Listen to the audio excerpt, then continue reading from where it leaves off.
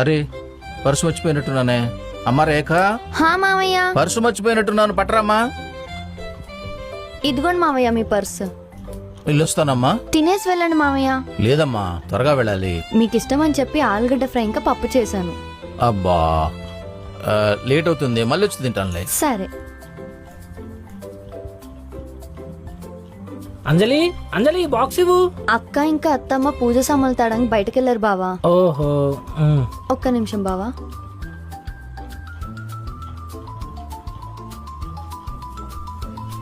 Lunch box.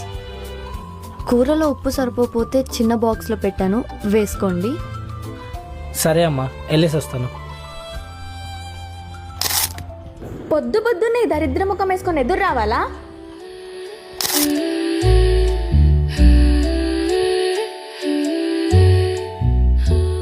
అన్నా పని అయిపోయిందన్నా. 10-15 ఏళ్ళ ఎక్స్పీరియన్స్ ఉన్నాడు కూడా నీ అంత బాగా పనిచేయడు కార్తీక్.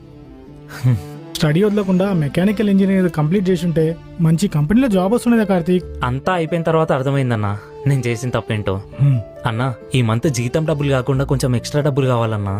కావాలంటే రాత్రి 10 గంటల వరకు ఓటీలు చేస్తాన్నా. సర్లే, కొత్తగా పెళ్ళైంది కదా, ఆ మాత్రం ఖర్చులుంటాయిలే. అయ్యో, ఈ ఖర్చు నా భార్య కోసం కాదన్నా. మా అక్కకి పాప పుట్టింది, తనని ఉయ్యాలలో వేయబోతున్నారు ఒక 2 రోజుల్లో. మేనమాబగా ఏదో ఒకటి పెట్టాలి కదన్నా. సర్లే, సెట్ చేద్దాం కార్తీక్, మిగతా పనులు కంప్లీట్ చేయి.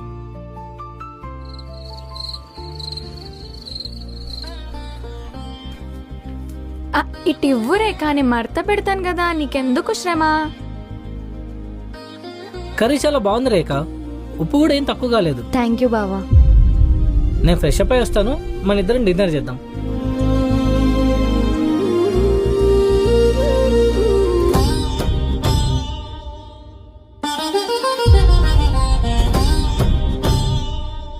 ఎందుకు అట్లా చూస్తున్నావు?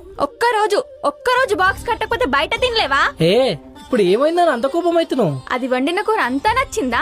నేను వండిన దానికన్నా బాగుందా? అరే, బాగుంది కాబట్టి బాగుందని చెప్పినా, నువ్వు అన్నప్పుడు కూడా బాగుందని చెప్తా కదా.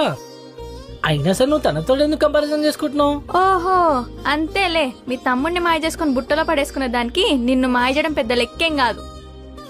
అయినా దానికి ఎలాగో సిగ్గులేదు. మరి మీకేమైంది? నోటికి ఎంత వస్తే అంత మాట్లాడతావా? ఆడవాళ్లకు ఆడవాళ్లే శత్రువులని ఊరికే అనలేదు పెద్దలు. నా పెద్ద కోడలకు జరిగిన దాన్ని బలంగా మైండ్లో పెట్టుకుంటుంది. ముందు ముందు ఏం